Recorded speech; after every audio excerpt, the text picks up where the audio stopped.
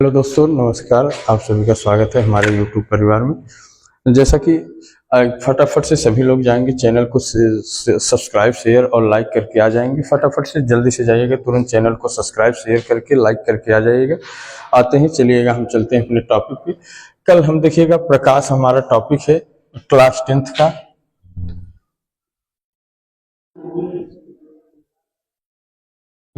तो प्रकाश हम लोग पढ़ रहे थे। प्रकाश में हमने देखिए प्रकाश का परावर्तन हमने पढ़ा था। अब देखिए परावर्तन के नियम हम पढ़ रहे थे।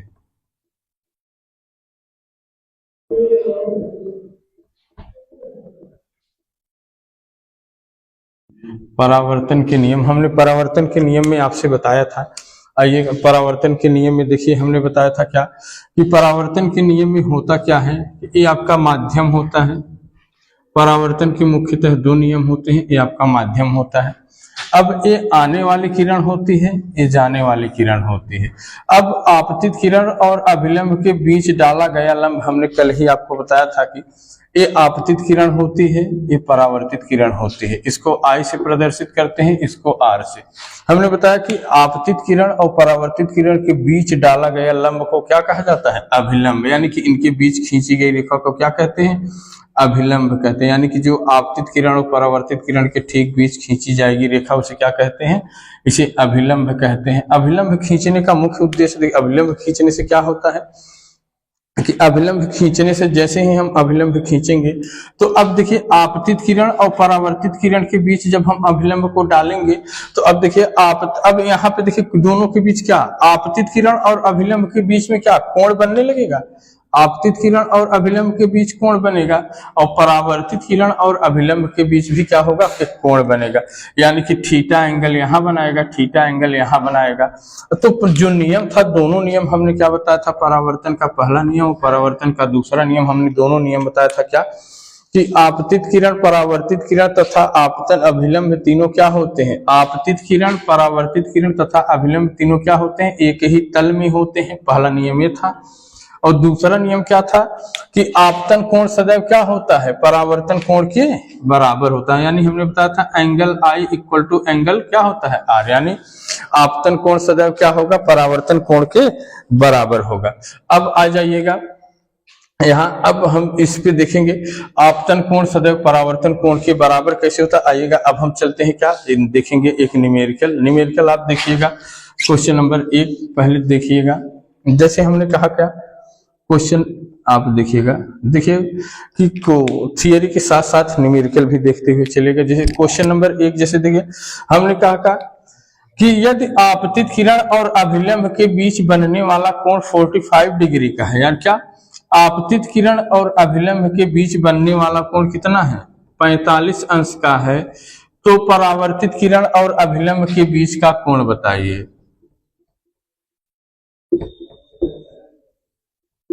तो परावर्तित किरण और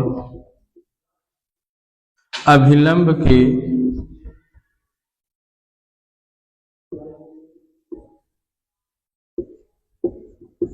बीच का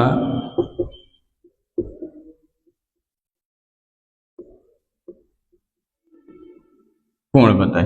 अब देखिए क्या हमें कहा यदि आपतित किरण और अभिलंब के बीच का कोण कितना है? 45 अंश का। यानी कि इसको देखिए, इसका और इसका कोण का मान कितना? यानी आपतित किरण ये है, अभिलंब ये है। आपतित और अभिलंब के बीच बनने वाला कोण कितना दे दिया है? 45 अंश। हमसे पूछा क्या है? परावर्तित किरण है, परावर्तित और अभिलंब के बीच बनने वाला कोण। तो अभी हमने बताया क्या, परावर्तन के दूसरे नियम में हमने बताया क्या कि आपतन कोण सदैव क्या होते हैं? परावर्तन कोण के बराबर। यानी भैया ये आपतन कोण है, परावर्तन कोण, यानी कि अगर 45 अंश का ये है तो 45 अंश का ये भी। यानी कि हमका फार्मूला होता है एंगल I इक्वल टू में क्या होता है? Angle R। यानी एंगल I का मान कितना है? 45 डिग्री का। तो एंगल R भी कितना होगा? 45 अंश। क्योंकि भैया क्या कोण I बराबर में क्या होता है? कोण R। यानी कि आपतन कोण का मान जितना होगा उतना ही क्या होगा? परावर्तन। यानी कि आपतन कोण सदैव क्या होगा? परावर्तन कोण के बराबर होगा। चलिएगा दूसरे न्यूमेरिकल पे आते हैं। देखिएगा क्वेश्चन नंबर 2 हम देखते हैं। देखिए कहा कि क्या, यदि माध्यम और कहा है कि यदि माध्यम और आपतित किरण के बीच बनने वाला कोण, ध्यान से देखिएगा, माध्यम और आपतित किरण के बीच बनने वाला कोण क्या है? माध्यम और आपतित किरण के बीच बनने वाला कोण कितने डिग्री का है? 60 अंश का है। ध्यान से सुनिए, माध्यम की बात कर रहा है, माध्यम और आपतित किरण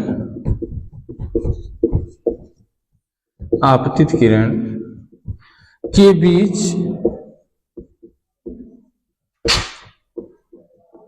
बनने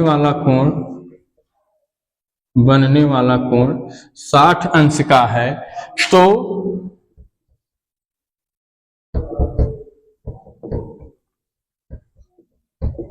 तो आपतन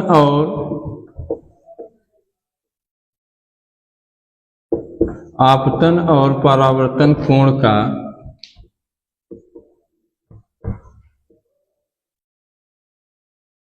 कह रहा है कि तो आपतन और परावर्तन कोण का मान बताइए।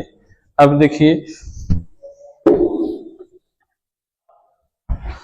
देखिएगा क्वेश्चन नंबर 2 को देखेंगे, कह क्या रहा है कि फिगर यही है आपका, ध्यान से देखिएगा, फिगर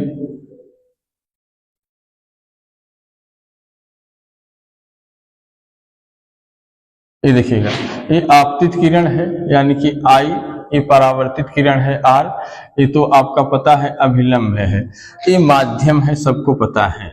अब कहा क्या है, कह क्या रहा है कि माध्यम और आपतित किरण के बीच का कोण कितना, माध्यम यानी कि इसके और इसके बीच का कोण कितना है? 60 अंश का है, यानी इसके बीच बनने वाला कोण कितना है? 60 अंश का। तो पूछा है आपतन कोण और परावर्तन कोण का मान बता दीजिए। इन्हीं दोनों कोणों का मान आपसे क्या कहा है? इन्हीं दोनों कोणों से कहा है कि आपतन कोण और परावर्तन कोण का मान आप हमें बताइए। दिया क्या है कि आप माध्यम और आपतित किरण के बीच के कोण का मान दिया है 60 अंश। अब देखो भैया लगाएंगे कैसे, अभी हमने फार्मूले में पढ़ा था क्या, आपतन कोण का मान सदैव परावर्तन कोण के मान के बराबर होता है। अब ना तो यहाँ आपतन कोण का मान दिया है, ना तो परावर्तन कोण का मान, लेकिन देखिए लगेगा कैसे, ध्यान से समझिएगा। ये दिया क्या, माध्यम और आपतन कोण के बीच बनने वाला कोण 60 अंश का है, तो आपतन और परावर्तन कोण दिया नहीं, यानी दोनों का मान हमें क्या करना है, निकालना है। तो कोई बात नहीं, देखिए निकालेंगे कैसे। सबसे पहले तो आप माध्यम और अभिलंब को देखिए, माध्यम और अभिलंब के बीच अगर देखा जाए तो कुछ इस प्रकार का बन रहा है रेखा। माध्यम को देखा जाए, ये आपका माध्यम होता है, ये अभिलंब, यानी दोनों के बीच देखा जाएगा तो क्या इन दोनों के बीच बनने वाला कोण कितना, 90 अंश का कोण बन रहा है। माध्यम को देखिए, माध्यम को देख लीजिए और अभिलंब को देखिए, दोनों के बीच क्या कोण 90 अंश का बन रहा है।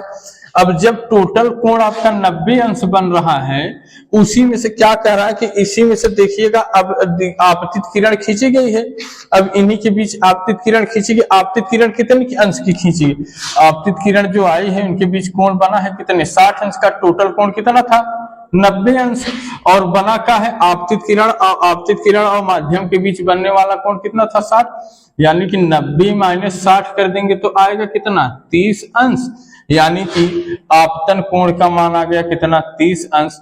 जब आपतन कोण का मान आके निकल गया तो भैया परावर्तन कोण का मान भी आसानी से क्या है, निकल जाएगा, यानी आपतन कोण और परावर्तन कोण दोनों क्या होंगे, 30 अंश के होंगे। कैसे, एक बार फिर से समझ लीजिए।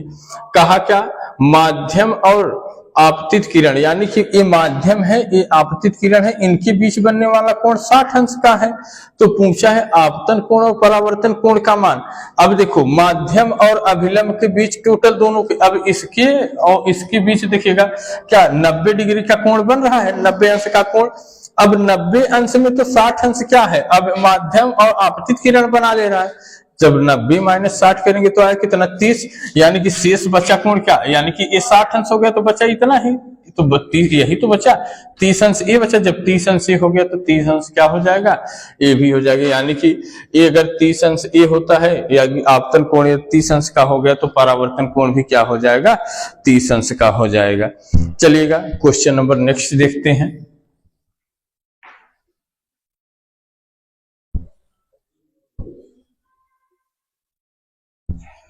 देखिए सभी दोस्तों से हम बार बार रिक्वेस्ट कर रहे हैं कि भाई चैनल को ज्यादा से ज्यादा शेयर और सब्सक्राइब करिएगा।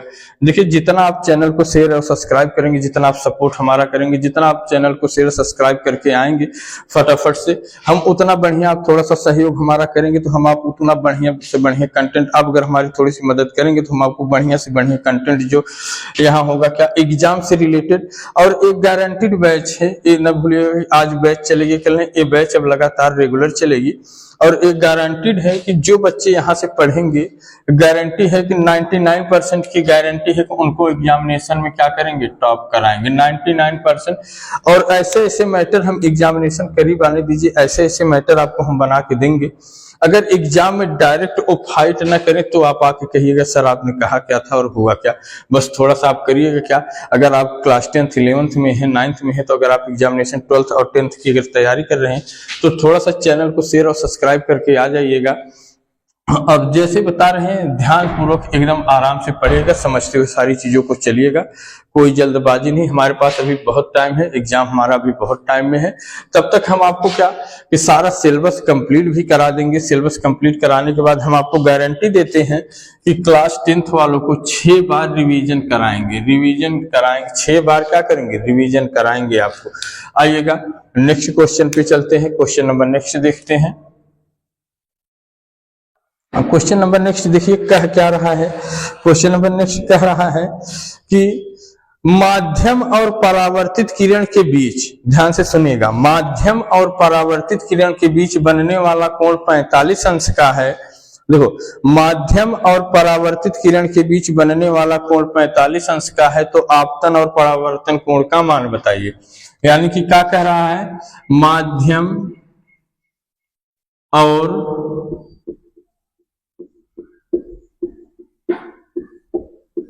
परावर्तित किरण के बीच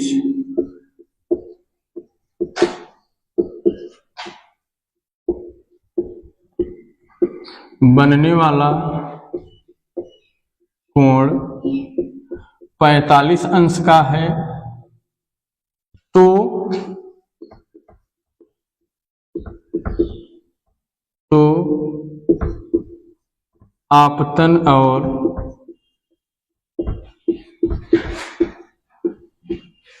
आपतन और परावर्तन कोण का मान बताइए।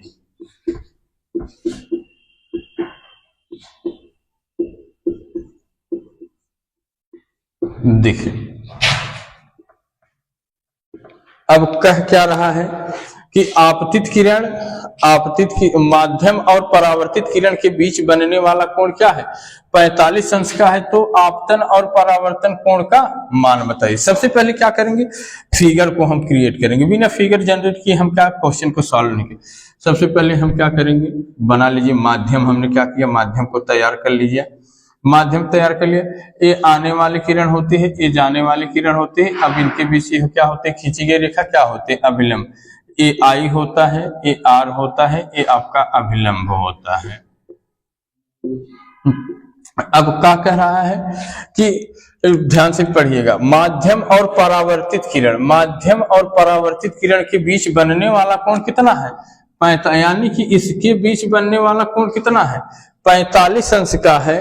तो कह रहा है कि आपतन और परावर्तन कोण का मान बताइए। अब देखिएगा लगाएंगे कैसे, ठीक क्वेश्चन को क्या कर दिया है, रिवर्जिबल कर दिया, यानी कि ठीक उल्टा क्वेश्चन को कर दिया था। जैसे अगला पूछा था ठीक उसी का क्या कर दिया, उल्टा ही क्वेश्चन कर दिया। अब कहा है माध्यम और परावर्तित किरण, यानी माध्यम में है, परावर्तित किरणें हैं, इनके बीच बनने वाला कोण कितना है, 45 अंश का है।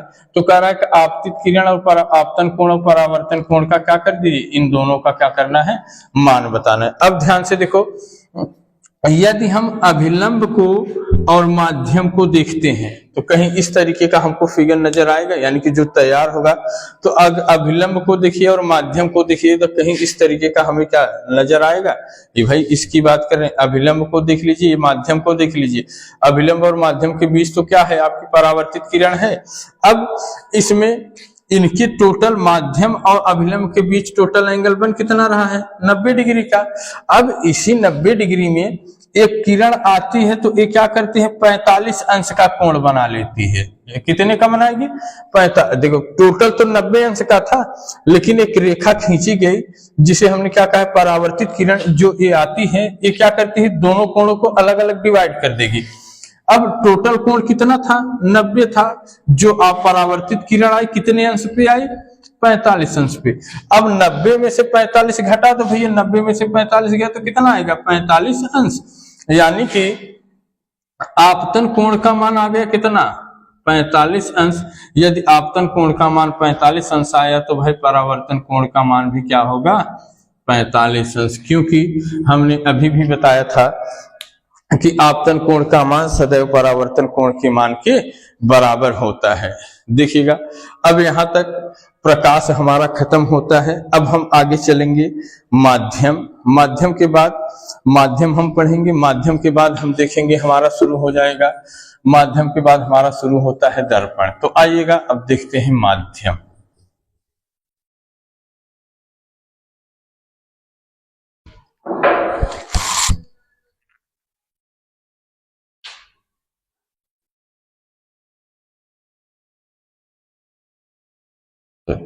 सॉरी, यहाँ प्रकाश का परावर्तन हमने देख लिया, परावर्तन और अपवर्तन देख लिया। अब हम देखेंगे कि देखिएगा, हम देखेंगे अब प्रतिबिंब।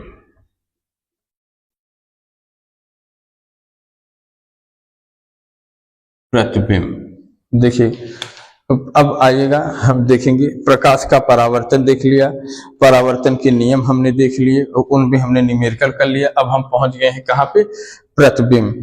प्रतिबिंब देखिएगा, दो प्रकार का प्रतिबिंब होता है, एक वास्तविक प्रतिबिंब होता है, एक आभासी प्रतिबिंब होता है। वास्तविक और आभासी दो प्रकार के प्रतिबिंब होते हैं। अब देखिए, पहले तो सबसे पहले देखेंगे प्रतिबिंब होता क्या है। प्रतिबिंब होता है जहां पर किरणें क्या, आपतित किरण या परावर्तित किरण जहां पे एक दूसरे को क्या करेंगी, काटेंगी, वही क्या कहलाता है, उनका प्रतिबिंब। यानी कि साधारण सा हम कर सकते हैं कि प्रतिबिंब होता क्या है कि जहां पर दो किरणें आपस में एक दूसरे को काटेंगी या काटती हुई प्रतीत होंगी, वहां पे क्या होता है, उनका प्रतिबिंब बनता है। यानी कि क्या, जहां पर दो किरणें आपस में एक दूसरे को काटेंगी या काटती हुई प्रतीत होंगी, जैसे ये दोनों किरणें आपस में एक दूसरे को जहां काटेंगी या काटती हुई प्रतीत होंगी, वही क्या बनता है, वस्तु का प्रतिबिंब। प्रतिबिंब कहाँ, जहां पर प्रकाश की किरणें एक दूसरे को काटेंगी या काटती हुई प्रतीत होती हैं, वहीं पर क्या बनता है, वस्तु का प्रतिबिंब बनता है।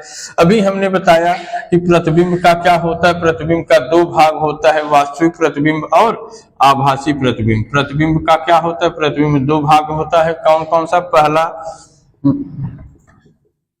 पहला होता है वास्तविक प्रतिबिंब, पहला वास्तविक प्रतिबिंब होता है, दूसरा होता है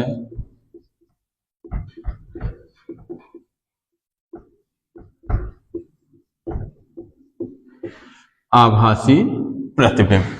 अवास्तविक प्रतिबिंब और आभासी प्रतिबिंब। वास्तविक प्रतिबिंब क्या होता है, जहां वास्तविक प्रतिबिंब होगा, देखिएगा अब प्रतिबिंब क्या होता है, प्रतिबिंब जहां पर दो किरणें आपस में एक दूसरे को काटते हैं या काटती हुई प्रतीत होते हैं, वहीं पर वस्तु का क्या होता है, प्रतिबिंब बनता है। अब प्रतिबिंब दो प्रकार के होते हैं, वास्तविक प्रतिबिंब और क्या होते हैं, आभासी प्रतिबिंब। अब वास्तविक प्रतिबिंब क्या होता है, आभासी प्रतिबिंब क्या होता है। वास्तविक प्रतिबिंब क्या होता है, जहां पर प्रकाश की किरणें एक दूसरे को काटती हैं, जहां पर क्या, यहां पर प्रकाश की किरणें एक दूसरे को क्या करेंगी, एक दूसरे को क्या करेंगी, काटेंगी, वो क्या होता है, वास्तविक प्रतिबिंब होता है। और जहां पर प्रकाश की किरणें एक दूसरे को काटती हुई क्या करेंगी, प्रतीत होंगी, वो क्या होता है, आभासी प्रतिबिंब होता है। जहां पे एक दूसरे को क्या करेंगी, काटती हुई प्रतीत होती हैं वो क्या होता है, आभासी। यानी कि वास्तविक प्रतिबिंब क्या होता है, जहां पर प्रकाश की किरणें एक दूसरे को काटेंगी वो क्या होता है, वास्तविक प्रतिबिंब होता है। दूसरा, जहां पर प्रकाश की किरणें एक दूसरे को काटती हुई क्या होंगी, प्रतीत होंगी, वो क्या हो जाएगा, आभासी प्रतिबिंब। तो प्रतिबिंब हमने देख लिया, प्रतिबिंब के दो भाग होते हैं, वास्तविक और आभासी प्रतिबिंब। वास्तविक प्रतिबिंब क्या होगा, जहां पर किरणें एक दूसरे को काटेंगी, जहां पे यानी कि हम किरणों को काटती हुई हम देख सकते हैं, जैसे लेजर लाइट यहाँ से एक जलाए एक यहाँ से जलाए, दो, एक लेजर यहाँ से जलती है एक यहाँ से, दोनों लेजर क्या है, एक दूसरे को काटेंगे, जहां पे दोनों एक दूसरे को काटेंगे वहीं उनका प्रतिबिंब बन जाएगा। तो पहला तो एक कंडीशन होगा वास्तविक का। और आभासी का क्या होता है कि हमको ऐसा लगे जैसे इन्फिनिटी से दो प्रकाश की किरणें आ रही हैं। अब एक काटेंगी कहाँ, हमको ऐसा सिर्फ लगेगा कि एक काटेंगी, जहां हमको लगेगा कि एक काटती हुई प्रतीत हो रही हैं, वहीं पे क्या होगा, इनका प्रतिबिंब बनेगा। चलिएगा, अब अगला टॉपिक आपका स्टार्ट होता है दर्पण। अगला टॉपिक जो है आपका दर्पण।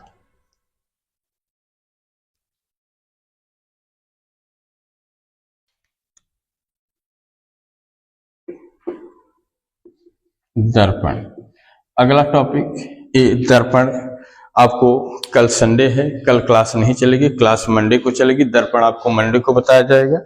और सभी दोस्तों से रिक्वेस्ट है कि चैनल को लाइक शेयर और सब्सक्राइब कर दीजिएगा। देखिए, लाइक शेयर सब्सक्राइब करने में आपका बहुत नुकसान नहीं होता, 1 मिनट का काम है। चैनल को लाइक शेयर और सब्सक्राइब कर दीजिएगा। देखिए, जितना आप हमारा सपोर्ट करेंगे, थोड़ा सा आप हमारा सहयोग करेंगे, जितना आप हमारा सहयोग करेंगे, हम उतनी बढ़िया से बढ़िया कंटेंट हम आपको यहाँ पे लाके प्रोवाइड करेंगे। तो थोड़ा सा आपसे रिक्वेस्ट है कि हम्बल रिक्वेस्ट है कि चैनल को थोड़ा सब्सक्राइब और शेयर कर दीजिएगा, लाइक शेयर और सब्सक्राइब कर दीजिएगा। चलिएगा, मिलते हैं अगली क्लास में। धन्यवाद।